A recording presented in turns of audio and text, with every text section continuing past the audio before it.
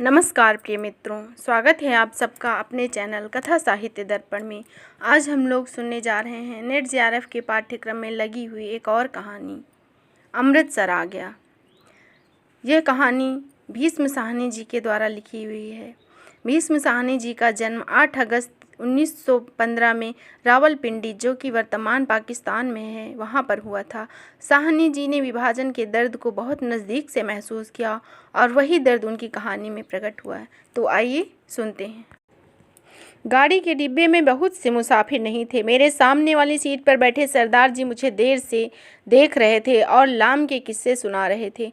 वह लाम के दिनों में बर्मा की लड़ाई में भाग ले चुके थे और बात बात पर खी खी करके हंसते और गोरे फौजियों की खिल्ली उड़ा रहे थे। डिब्बे में 3 व्यापारी भी थे।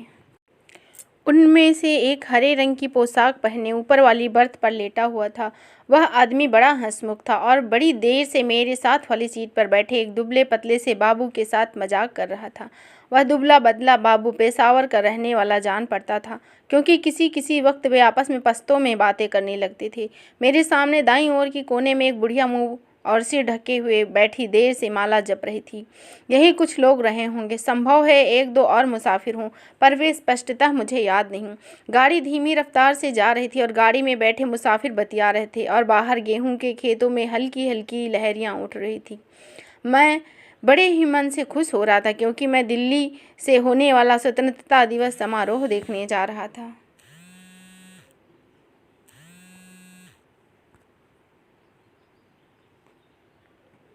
उन दिनों के बारे में मैं सोचता हूँ तो लगता है कि हम किसी झुटपुटे में जा रहे हैं।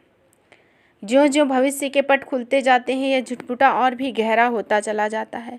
उन्हीं दिनों पाकिस्तान के बनाए जाने का ऐलान किया गया और लोग तरह तरह के अनुमान लगाने लगे। भविष्य में जीवन की रूपरेखा कैसी होगी, किसी की कल्पना से बहुत दूर दूर तक थी। मेरे सामने बैठे सरदार जी बार बार मुझसे पूछ रहे थे कि पाकिस्तान बन जाने पर जिन्ना साहब बम्बई में रहेंगे या पाकिस्तान में जाकर बस जाएंगे, और मेरा हर बार यही जवाब होता है, बम्बई क्यों छोड़ेंगे, पाकिस्तान में आते जाते रहेंगे, बम्बई छोड़ देने का क्या तुक है। लाहौर और गुरदासपुर के बारे में भी अनुमान लगाए जा रहे थे कि कौन सा शहर किस ओर जाएगा। मिल बैठने के ढंग और गपशप में, हंसी मजाक में कोई विशेष अंतर नहीं आया। लोग कुछ अपने घरों को छोड़कर जा रहे थे, जबकि अन्य लोग उनका मजाक उड़ा रहे थे। कोई नहीं जानता कि कौन सा कदम ठीक होगा और कौन सा गलत। एक ओर पाकिस्तान बन जाने का जोश था तो दूसरी ओर हिंदुस्तान के आज़ाद होने का जोश। जगह जगह दंगे भी हो रहे थे और योम आज़ादी की तैयारियां चल रही थी। इस पृष्ठभूमि से लगता देश आज़ाद होने पर दंगे अपने आप बंद हो जाएंगे।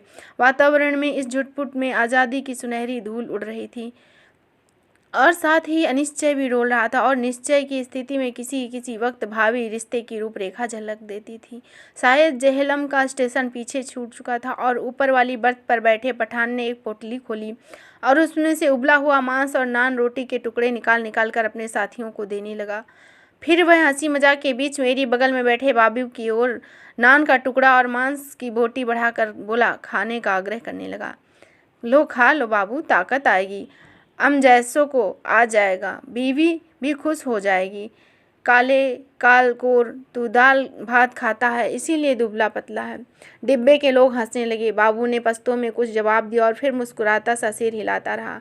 इस पर दूसरे बैठे पठान ने हंसकर कहा, अरे जालिम, हमारे हाथ से नहीं लेता है तो अपने हाथ से उठा ले, खुदा कसम बकरे का गोश्त है और किसी चीज़ का नहीं है। ऊपर बैठा पठान चहक कर बोला, ओ खंजीर के तुम इधर, तुम्हें कौन देखता है, हम तेरी बीवी को नहीं बोलेगा और तू हमारे साथ बोटी तोड़, हम तेरे साथ दाल पिएगा।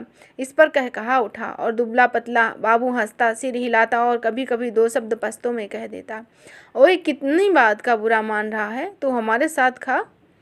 यह इसलिए नहीं लेता है कि तुम हाथ नहीं धोए हो, स्थूलकाय सरदार जी बोले और बोलते ही खी खी करने लगे। अधलेटी मुद्रा में बैठे सरदार जी की तोंद सीट से नीचे लटक रही थी। तुम अभी सोकर उठे हो और उठते ही पोटली खोलकर खाने लगे हो, इसीलिए बाबूजी तुम्हारे हाथ से नहीं लेते। कोई बात नहीं। और सरदार जी ने मेरी ओर देखकर आंख मारी। मैं मांस नहीं खाता। बाबू तो जानो जनाना, डिब्बे में बैठो जाके, इधर क्या कर रहे हो। और फिर कहा उठा। डिब्बे में और भी अनेक मुसाफिर थे, लेकिन पुराने मुसाफिर थे जो जरूर शुरू होने में गाड़ी में बैठे थे। बाकी मुसाफिर धीरे धीरे उतरते चढ़ते रहे। तभी किसी स्टेशन पर गाड़ी रुकी और नए मुसाफिरों का रेला अंदर आ गया। बहुत से मुसाफिर एक साथ अंदर घुसते चले गए। यह कौन सा स्टेशन है? किसी ने पूछा। वजीराबाद है शायद, मैंने बाहर की ओर देखकर कहा। गाड़ी वहाँ थोड़ी देर के लिए खड़ी रही, पर छूटने से पहले एक छोटी सी घटना हुई। एक आदमी साथ वाले डिब्बे में से पानी लेने उतरा और नल पर जाकर पानी लोटे में भर रहा था। तभी वह भागकर अपने डिब्बे की ओर लौट आया। छलछलाते लोटे से पानी गिर रहा था, लेकिन जिस ढंग से वह भागा था उसने बहुत कुछ बता दिया। नल पर खड़े लोग 3-4 आदमी रहे होंगे, इधर उधर अपने डिब्बे की ओर भाग गए। इस तरह घबरा कर भागे कि देखते ही देखते प्लेटफॉर्म खाली हो गया, मगर डिब्बे के अंदर अभी भी हंसी मजाक चल रहा था। कहीं कोई गड़बड़ है, मेरे पास बैठे दुबले बाबू ने कहा। कहीं कुछ नहीं था, लेकिन क्या था कुछ स्पष्ट नहीं जानता था। मैंने अनेक दंगे देखे, इसलिए वातावरण में होने वाली छोटी सी तब्दील को देखकर भाग गया। भागते व्यक्ति, खटाक खटाक बंद होते दरवाजे, घरों की छतों पर खड़े लोग, चुप्पी और सन्नाटा, सभी दंगे के चिन्ह थे। तभी पिछले दरवाजे की ओर से, जो प्लेटफॉर्म की ओर न खुलकर दूसरी ओर खुलता था, हल्का सा शोर हुआ। कोई मुसाफिर अंदर घुसना चाह रहा था। कहाँ घुसा आ रहा है? नहीं है जगह, बोल दिया ना जगह नहीं है, किसी ने कहा। दरवाज़ा बंद करो जी, दरवाज़ा, यूँ ही मुँह उठाए घुस आते हैं। आवाज़ें आ रही थी। जितनी देर कोई मुसाफिर डिब्बे के बाहर खड़ा अंदर आने की चेष्टा करता रहा, अंदर बैठे मुसाफिर उसका विरोध करते रहे। पर एक बार जैसे तैसे वह अंदर आ जाए तो विरोध खत्म हो जाता है और मुसाफिर जल्दी ही डिब्बे की दुनिया का निवासी हो जाता है। और अगले स्टेशन पर वही सबसे पहले बाहर खड़े मुसाफिरों पर चिल्लाने लगता है, नहीं जगह नहीं है, आगे बढ़ो। दरवाजे पर शोर बढ़ता जा रहा था। तभी मैले कुचैले कपड़ों में और लटकती मूछों में एक आदमी दरवाजे के अंदर घुसता दिखाई दिया। चीकट मैले कपड़ों पर जरूर वह किसी हलवाई की दुकान में काम करता है, ऐसा अनुमान लगाया गया।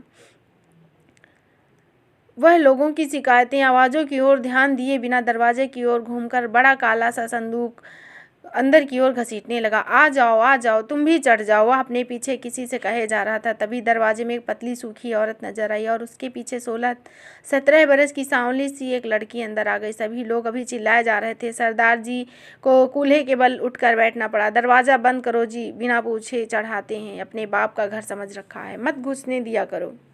वह आदमी अपना सामान अंदर घसीटे जा रहा था और उसकी पत्नी बेटी संडास के दरवाजे के साथ लगकर खड़े थे। और कोई डिब्बा नहीं मिला, औरत जात को भी यहीं उठा लाया। आदमी पसीने से तर था और हाँफता हुआ सामान अंदर घसीटे जा रहा था। संदूक के बाद रस्सियों से बंधी खाट की पटियां अंदर खींचने लगा। टिकट है जी मेरे पास, मैं बेटिकट नहीं हूँ। इस डिब्बे में बहुत से लोग बैठे थे, वो चुप हो गए। पर बर्थ पर बैठा पठान उचक कर बोला, निकल जाओ इधर से, देखता नहीं ये इधर जगह नहीं है। और पठान ने आओ देखा न था और आगे बढ़कर ऊपर से उस मुसाफिर के ऊपर लात जमा दी। उस लात पर उस आदमी को लगने के बजाय उसकी पत्नी के कलेजे में लगी और वही हाय हाय करती हुई बैठ गई। उस आदमी के पास मुसाफिरों के साथ उलझने के लिए वक्त नहीं था। वह बार बार अपना सामान अंदर घसीटे जा रहा था। डिब्बे में जैसे मौन छा गया। खाट की पाटियों के बाद बड़ी बड़ी गठरियाँ आई और इस पर ऊपर बैठे पठान की सहन क्षमता चूक गई। निकालो इसे, कौन है ये, वह चिल्लाया। इस पर दूसरे पठान ने, जो नीचे की सीट पर बैठा था, उस आदमी का संदूक दरवाजे से नीचे धकेल दिया, जहां लाल वर्दी वाला कुली सामान अंदर पहुंचा रहा था। उसकी पत्नी के चोट लगने पर कुछ मुसाफिर चुप हो गए। केवल कोने में बैठी बुढ़िया करलाए जा रही थी। ए नेक बंदो, बैठने दो, आ जाओ बेटी, तुम मेरे पास बैठ जाओ, जैसे तैसे सफ़र काट लेंगे। छोड़ो बेजालिमो, बैठने दो। अभी आधा सामान ही अंदर आ पाया होगा कि सहसा गाड़ी सरकने लगी। छूट गया, सामान छूट गया, वह आदमी बदहवास सा होकर चिल्लाया। पिताजी, सामान छूट गया। संडासे के दरवाजे पर खड़ी लड़की सिर से पांव तक कांप रही थी और चिल्लाए जा रही थी। उतरो, नीचे उतरो, वह आदमी बड़बड़ाया और आगे बढ़कर खाट की पाटियां और गठरियां बाहर फेंकते हुए दरवाजे का डंडहरा पकड़ नीचे उतर गया। उसके पीछे उसकी व्याकुल बेटी और उसकी पत्नी कलेजे को दोनों हाथ से दबाए हाय हाय करती हुई नीचे उतर गई। बहुत बुरा किया तुम लोगों ने, बहुत बुरा। बुढ़िया ऊंचा ऊंचा बोल रही थी। तुम्हारे दिलों में दर्द मर गया है? छोटी सी बच्ची थी उसके साथ, बेरहमो, तुमने बहुत बुरा किया। धक्के देकर उतार दिया। डिब्बों में व्याकुलता सी छाई रही। बुढ़िया ने बोलना बंद कर दिया। पठानों का विरोध कर पाने की हिम्मत नहीं हुई। तभी मेरे बगल में बैठे दुबले पतले बाबू ने बाजू पर हाथ रखकर कहा, आग है, देखो आग लगी है। गाड़ी प्लेटफार्म छोड़कर आगे निकल आई। शहर पीछे छूट रहा था। तभी शहर की ओर से उठते हुए धुएं के बादल और उनमें से लपलपाती आग के शोले नजर आने लगे। दंगा हुआ। स्टेशन पर भी लोग भाग रहे थे, कहीं दंगा हुआ, शहर में आग लगी थी। बात डिब्बे भर के मुसाफिरों में फैल गई और वे लपक लपक कर खिड़कियों से आग का दृश्य देखने लगे। जब गाड़ी शहर को छोड़कर आगे बढ़ी तो डिब्बे में सन्नाटा छा गया। मैंने घूम कर डिब्बे के अंदर देखा। दुबले पतले बाबू का चेहरा पीला पड़ गया और माथे पर पसीने की परत किसी मुर्दे के माथे की तरह चमक गई। मुझे लगा जैसे अपनी जगह पर बैठे बैठे सभी मुसाफिरों ने अपने आसपास बैठे लोगों का जायजा लिया। सरदार जी उठकर मेरी सीट पर आ बैठे। नीचे वाली सीट पर बैठा पठान उठा और अपने दोनों साथी पठानों के साथ ऊपर वाली बर्थ पर चढ़ गया। यही क्रिया शायद रेलगाड़ी के अन्य डिब्बों में भी चल रही थी। डिब्बों में तनाव आ गया। लोगों ने बतियाना बंद कर दिया। तीनों के तीनों पठान ऊपर वाली बर्थ पर एक एक कर चुपचाप नीचे की ओर देखे जा रहे थे। तभी मुसाफिरों की आंखें पहले से ज़्यादा खुली, ज़्यादा संकित सी लग रही थी। कौन सा स्टेशन था वह? डिब्बों में से किसी ने पूछा। वजीराबाद, किसी ने उत्तर दिया। जवाब मिलने पर डिब्बे में एक और प्रतिक्रिया हुई। पठानों के मन का तनाव फौरन ढीला पड़ गया, जबकि हिंदू सिख मुसाफिरों की चुप्पी और ज़्यादा गहरी हो गई। एक पठान ने अपनी बास्केट की जेब से नस्वार की डिबिया निकाली और नाक में नस्वार चढ़ाने लगा। अन्य पठान भी अपनी अपनी डिबिया निकालकर नस्वार चढ़ाने लगे। बुढ़िया बराबर माला जपे जा रही थी। किसी किसी वक्त उसके बुदबुदाते होठ नजर आते तो लगता जैसे उनसे कोई खोखली सी आवाज़ निकल रही है। अगले स्टेशन पर गाड़ी रुकी तो वहाँ भी सन्नाटा था। कोई परिंदा तक नहीं था। हाँ, एक भिश्ती पीठ पर पानी की मस्कत लादे प्लेटफार्म लांग रहा था और मुसाफिरों को पानी पिलाने लगा। लो पियो पानी, पियो पानी। औरतों के डिब्बे में से औरतों और अनेक बच्चों के हाथ बाहर आने लगे। बहुत मारकाट हुई है, बहुत लोग मरे हैं। लगता था वह इस मारकाट में अकेला पुण्य कमाने चला आया है। गाड़ी सरकी तो सहसा खिड़कियों के पल्ले चढ़ाए जाने लगे। दूर दूर तक पहियों की गड़गड़ाहट के साथ खिड़कियों के पल्ले चढ़ने की आवाज़ें आने लगी। किसी अज्ञात आशंका बस दुबला पतला बाबू मेरी वाली सीट पर से उठा और 2 सीटों के बीच फर्श पर लेट गया। उसका चेहरा अभी भी मुर्दे जैसा पीला हो रहा था। इस पर बर्थ पर बैठा पठान उसकी ठिठोली करने लगा। ओ बेगैरत, तुम मर्द है कि औरत? सीट पर से उठकर नीचे लेटता है, तुम मर्द के नाम को बदनाम करता है, वह बोला और बार बार हंसे जा रहा था। फिर वह उससे पश्तो में कुछ कहने लगा। बाबू चुप बना लेटा रहा। अन्य सभी मुसाफिर चुप थे। डिब्बे का वातावरण बोझिल बना हुआ था। ऐसे आदमी को हम डिब्बे में नहीं बैठने देगा। ओ बाबू, अगले स्टेशन पर उतर जाना और जनाना डिब्बे में बैठ जाना। मगर बाबू की हाजिर जवाबी अपने कंठ में सूख चली थी। हकला कर चुप हो रहा था। थोड़ी देर बाद वह अपने आप उठकर सीट पर जा बैठा और देर तक कपड़ों की धूल झाड़ता रहा। वह क्यों उठकर फर्श पर लेट गया था? शायद उसे डर था कि बाहर गाड़ी से पथराव होगा या गोली चलेगी। शायद इसी कारण खिड़कियों के पल्ले चढ़ाए जा रहे थे। कुछ भी कहना कठिन था। मुमकिन है कि किसी एक मुसाफिर ने किसी कारण से खिड़की का पल्ला चढ़ाया हो। उसकी देखा देखी बिना कुछ सोचे समझे धड़ाधड़ सब खिड़कियों के पल्ले चढ़ने लगे। बोझिल अनिश्चित वातावरण में सफ़र कटने लगा। रात गहराने लगी। डिब्बे के मुसाफिर स्तब्ध और शंकित थे। खिड़की के बाहर आकाश में चांद निकल आया और चांदनी बाहर की दुनिया में फैल गई। अनिश्चित और अधिक रहस्यमयी हो उठी। किसी किसी वक्त किसी और आग के शोले उठते नजर आते। कोई नगर जल रहा था। गाड़ी किसी वक्त चिघाड़ती हुई आगे बढ़ने लगी। किसी किसी वक्त उसकी रफ्तार धीमी पड़ जाती। सहसा दुबला पतला बाबू खिड़की में से बाहर देखकर ऊंची आवाज़ में बोला, हरबंस पूरा निकल गया। उसकी आवाज़ में उत्तेजना थी। वह जैसे चीख कर बोला। डिब्बे के सभी लोग उसकी आवाज़ सुनकर चौंक गए। उस वक्त डिब्बे के अधिकांश मुसाफिरों ने मानो उसकी आवाज़ को ही सुनकर करवट बदली। ओ बाबू, चिल्लाता क्यों है? तहबीस वाला पठान चौंक कर बोला। इधर उतरेगा तुम, जंजीर खींचूं? और खीखी करके हंस दिया। जाहिर है वह हरबंसपुरा की स्थिति से अथवा उसके नाम से अनभिज्ञ था। बाबू ने कोई उत्तर नहीं दिया, सिर हिला दिया। डब्बे में फौरन मौन छा गया। तभी इंजन ने सीटी दी और उसकी एक रस रफ्तार टूट गई। थोड़ी देर बाद खटाक का शब्द हुआ। शायद गाड़ी ने लाइन बदली थी। बाबू ने झांककर उस दिशा में देखा जिस ओर गाड़ी बढ़ रही थी। शहर आ गया। फिर ऊंची आवाज़ में वह चिल्लाया, अमृतसर आ गया। फिर उसने कहा, उछल कर खड़ा हो गया और ऊपर वाली बर्थ पर लेटे पठान को संबोधित करके चिल्लाया, अबे पठान के बच्चे, नीचे उतर, तेरी माँ की नीचे उतर। उस पठान को बनाने वाले की तो मैं, बाबू चिल्लाने लगा और चीख चीख कर गालियाँ बकने लगा। तस्बीह उठाने वाले पठान ने करवट ली और बाबू की ओर देखकर बोला, ओए क्या है, हमको कुछ बोला? बाबू को उत्तेजित देकर अन्य मुसाफिर भी उठ बैठे। नीचे उतर, तेरी माँ की, मैं हिंदू औरत को लात मारता है हरामजादे। ओ बाबू, बक नहीं कर, ओ खजीर के तुल गाली मत बक, हमने बोल दिया ना हम तुम्हारा जबान खींच लेगा। गाली देता है मादर, बाबू चिल्लाया और उछल कर सीट पर चढ़ गया और सिर से पांव तक कांप रहा था। बस बस, सरदार जी बोले, यह लड़ने की जगह नहीं है, थोड़ी देर का सफ़र बाकी है, आराम से बैठो। मैं तेरी लात ना तोड़ दूं तो कहना गाड़ी तेरे बाप की है। ओ हमने क्या बोला, सभी लोग उसको निकालता था, हम ही ने निकाला क्या? ये इधर अम्मी को गाली देता है, हम इसका जबान खींच लेगा। बुढ़िया बीच में बोल उठी, वो जीर्ण जोगियो आराम नाल बैठो, वह रब्दी बंदियों कुछ होश करो। उसके होंठ किसी प्रेत की तरह फटफड़ाए जा रहे थे और उनमें से छीण सी फुसफुसाहट सुनाई दे रही थी। बाबू चिल्लाए जा रहा था, अपने घर में शेर बनता था, अब बोल मैं तेरी उस पठान बनाने वाले की। तभी गाड़ी अमृतसर के प्लेटफार्म पर रुकी। प्लेटफार्म लोगों से खचाखच भरा था। प्लेटफार्म पर खड़े लोग झांक झांक कर डिब्बों के अंदर देखने लगी। बार बार लोग एक ही सवाल पूछ रहे थे, पीछे क्या हुआ है, कहीं दंगा हुआ है। खचाखच भरे प्लेटफार्म पर शायद इसी बात की चर्चा चल रही थी कि पीछे क्या हुआ। प्लेटफार्म पर खड़े 2-3 खोमचे वालों पर मुसाफिर टूट पड़े। सभी को सहसा भूख और प्यास परेशान करने लगी। इसी दौरान 3-4 पठान हमारे डिब्बे में प्रकट हो गए और खिड़की से झांक झांक कर अंदर देखने लगे। अपने साथी पठानियों पर नज़र पड़ते हुए वे पश्तो में कुछ बोलने लगे। मैंने घूम कर देखा, बाबू डिब्बे में नहीं था। ना जाने कब वह डिब्बे से निकल गया और मेरा माथा ठिनका। गुस्से में वह पागल हुआ जा रहा था, ना जाने क्या कर बैठे।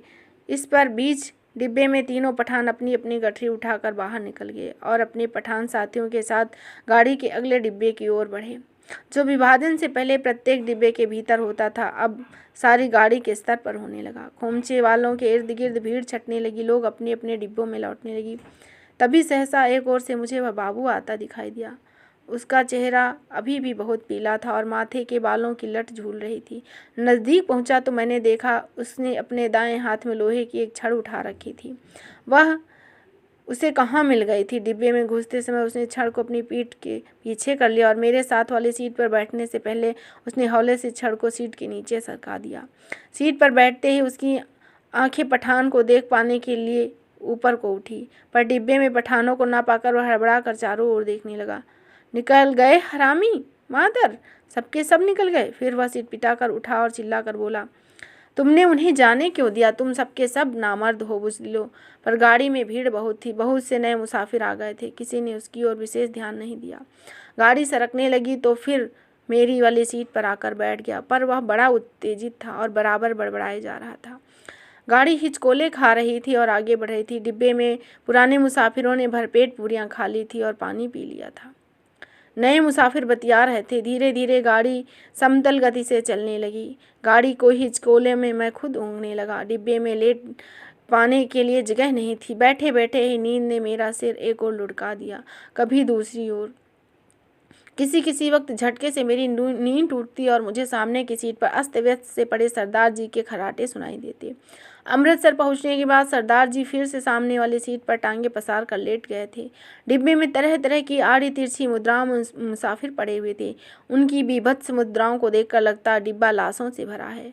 पास बैठे बाबू पर नज़र पड़ती तो वह कभी खिड़की से बाहर मुंह किए देख रहा होता, कभी दीवार से लगे पीठ को तन कर बैठ जाता। किसी किसी वक्त गाड़ी स्टेशन पर रुकती तो पहियों की गड़गड़ाहट बंद होने पर निस्तब्धता छा जाती। तभी लगता जैसे प्लेटफार्म पर कुछ गिरा है या जैसे कोई मुसाफिर गाड़ी से उतरा और मैं झटके से उठकर बैठ जाता। इस तरह एक बार मेरी नींद टूटी तो गाड़ी की रफ्तार धीमी पड़ गई और डिब्बे में अंधेरे था। मैंने उसी तरह लेटे से खिड़की से बाहर देखा। पीछे की ओर किसी स्टेशन के सिग्नल के लाल कुमकुमे चमक रहे थे। डिब्बे के बाहर मुझे धीमे से अस्फुट स्वर में सुनाई दिया, दूर ही एक धूमिल सा काला पुंज नजर आया। नींद की खुमारी में मेरी आंखों ने कुछ देर तक उसको नहीं समझ पाया, फिर मैंने उसे समझने का विचार छोड़ दिया। डिब्बे के अंदर अंधेरा था, बत्तियां बुझी हुई थी, लेकिन बाहर लगता था पौ फटने वाली है। मेरी पीठ पीछे डिब्बे के बाहर किस चीज़ को खरोचने की सी आवाज़ आई। मैंने दरवाजे की ओर घूमकर देखा, डिब्बा बंद था। मुझे फिर से दरवाज़ा खरोचने की आवाज़ सुनाई दी। फिर मैंने साफ साफ सुना, लाठी से कोई डिब्बा पीट रहा है। मैंने झांक कर खिड़की के बाहर देखा। सचमुच एक आदमी डिब्बे को 2 सीढ़ियों पर चढ़ाया। उसके कंधे पर एक गठरी झूल रही थी और हाथ में लाठी थी, और उसने बदरंग से कपड़े पहन रखे थे और उसकी दाढ़ी भी थी। फिर मेरी नज़र बाहर नीचे की ओर गई। गाड़ी के साथ साथ एक औरत भागती चली आ रही थी, नंगे पाँव, और उसने 2 गठरियाँ उठा रखी थी। बोझ के कारण उससे दौड़ा नहीं जा रहा था। डब्बे के पायदान पर खड़ा आदमी बार बार उसकी ओर मुड़कर देख रहा था और हाँफता हुआ कहे जा रहा था, आजा आजा, तू भी चढ़ आजा। दरवाजे पर फिर से लाठी पीटने की आवाज़ आई। दरवाज़ा खोलो जी, दरवाज़ा खोल दो खुदा के वास्ते। वह आदमी हाँफ रहा था। खुदा के लिए दरवाज़ा खोलो, मेरे साथ औरत जात है, गाड़ी निकल जाएगी। सहसा मैं न देखा। बाबू हड़बड़ा कर उठा और दरवाजे की तरफ जा खिड़की में लगी। खिड़की से बाहर मुंह निकाल कर देखा, कौन है इधर? जगह नहीं है। बाहर खड़ा आदमी फिर गिड़गिड़ाने लगा, खुदा के वास्ते दरवाज़ा खोल दो, गाड़ी निकल जाएगी। और वह आदमी खिड़की से अपना हाथ अंदर डालकर दरवाज़ा खोलने के लिए सटकनी टटोलने लगा। जगह नहीं है ना, बोल दिया, जाओ किसी और गाड़ी से। बाबू ने चिल्लाया और उसी क्षण लपक कर दरवाज़ा खोल दिया। या अल्लाह, उस आदमी के अस्फुट से शब्द सुनाई दिए। दरवाज़ा खुलने पर जैसे उसको इत्मीनान हो गया हो। उसी वक्त मैंने बाबू के हाथ से छड़ को चमकते देखा। एक ही भरपूर वार ने बाबू उस मुसाफिर के सिर पर दे मारे। मैं देखते ही डर गया और मेरी टांगें लरज गई। मुझे लगा जैसे वक्त के वार का उस आदमी पर कोई असर नहीं हुआ। उसने दोनों हाथ अभी दरवाजे को पकड़ रखे हैं और कंधे से लटकती गठरी खिसट कर उसकी कोहनी पर आ गई। तभी सहसा उसके चेहरे पर लहू की 2 धारें एक साथ फूट पड़ी। उसके मुंह खुले और चमकदार दांत नजर आए। वह 2 बार अल्लाह बुदबुदाया, फिर उसके पैर लड़खड़ाए। उसकी आंखों ने बाबू की ओर देखा, अधमुंदी सी आंखें जो धीरे धीरे सिकुड़ती जा रही थी, मानो उसे पहचानने की कोशिश की हो। वह कौन है और किस अवादत का बदला ले रहा है? इसी बीच अंधेरा कुछ और छन गया। उसके होंठ फिर से फड़फड़ाए, उनमें से सफ़ेद दांत झलक उठे। मुझे लगा जैसे वह मुस्कुराया, पर वास्तव में केवल लक्ष्य के कारण होंठ में बल पड़े। नीचे पटरी के साथ भागती औरत बड़बड़ाए और कोसे जा रही थी। उसे अभी भी मालूम नहीं हो पा रहा था कि क्या हुआ। अभी वह शायद यह समझ रही थी कि गठरी के कारण उसका पति ठीक तरह से नहीं चढ़ पा रहा है और पैर नहीं जमा पा रहा है। वह गाड़ी के साथ भागती हुई अपनी दोनों गठरियों के बावजूद अपने पति के पैर पकड़कर सीढ़ी पर टिकने की कोशिश कर रही थी। तभी सहसा डंड हरे से उस आदमी के दोनों हाथ छूट गए और कटे पेड़ की भांति नीचे जा गिरा, और उसके गिरते ही औरत ने भागना बंद कर दिया, मानो उसका सफ़र एक साथ खत्म हो गया हो। बाबू अभी भी मेरे निकट डिब्बे के दरवाजे पे बुत बना खड़ा रहा। लोहे की छड़ अभी भी उसके हाथ में थी। मुझे लगा जैसे वह छड़ को फेंक देना चाहता है, लेकिन फेंक नहीं पा रहा। उसका हाथ जैसे उठ नहीं रहा है। मेरी सांस अभी भी फूली हुई थी। डिब्बे के अंधियारे कोने में मैं खिड़की के साथ सट कर बैठा था और उसकी ओर देखे जा रहा था। बाबू का शरीर हरकत में आया। एक झटके से उसने छड़ को डिब्बे के बाहर फेंक दिया, फिर घूमकर डिब्बे के अंदर दाएं बाएं देखने लगा। सभी मुसाफिर सोए पड़े थे। मेरी ओर उसकी नज़र गई। थोड़ी देर तो वह खड़ा डोलता रहा, फिर उसने घूमकर दरवाज़ा बंद किया। उसका ध्यान अपने कपड़ों की ओर गया। उसने अपने हाथों की ओर देखा, फिर एक एक करके अपने दोनों हाथों को नाक के पास ले जाकर उन्हें सूंघा, मानो जानना चाहता हो कि उसके हाथों के खून की बू तो नहीं आ रही है। वह दबे पांव चलता हुआ और मेरी बगल वाली सीट पर बैठ गया। धीरे धीरे झुटपुटा छटने लगा। दिन खुलने लगा। साफ सुथरी सी रोशनी चारों ओर फैलने लगी। किसी ने जंजीर खींचकर गाड़ी को खड़ा नहीं किया। छड़ खा कर गिरी उसकी देह मीलों पीछे छूट गई थी, मानो गेहूं के खेत में फिर से हल्की हल्की लहरियां उठने लगी। सरदार जी बदन खुजलाते हुए उठे। मेरी बगल में बैठा बाबू दोनों हाथ सिर पर रख पीछे सामने की ओर देखे जा रहा था। रात भर उसके चेहरे पर दाढ़ी के छोटे छोटे बाल निकल आए थे। अपने सामने बैठा देखकर सरदार उसके साथ बतियाने लगा। बड़े जीवट वाले हो बाबू, दुबले पतले हो पर हो बड़े गुर्दे वाले। बड़ी हिम्मत दिखाई। तुमसे डर कर हुए पठान डिब्बे से निकल गए। यहाँ बने रहते तो एक न एक की खोपड़ी तुम जरूर दुरुस्त कर देते। और सरदार जी हंसने लगे। बाबू मुस्कुराया और एक विभत्स सी मुस्कान, और देर तक सरदार जी की चेहरे की ओर देखता रहा। तो इस तरह आप लोग सुन रहे थे अमृतसर आ गया, जो कि भीष्म साहनी जी के द्वारा लिखी हुई कहानी है। यह कहानी भारत के विभाजन के परिदृश्य पर लिखी गई है। इस कहानी में शरणार्थियों के साथ यात्रा के दौरान होने वाली भयावहता और विनाश का वर्णन है। आशा करती हूँ आपको यह कहानी अवश्य ही पसंद आएगी। यदि आपको यह कहानी पसंद आए तो प्लीज़ इसे लाइक अवश्य करिएगा और इस चैनल को सब्सक्राइब भी। तो फिर मिलेंगे एक नई कहानी के साथ। तब तक के लिए धन्यवाद।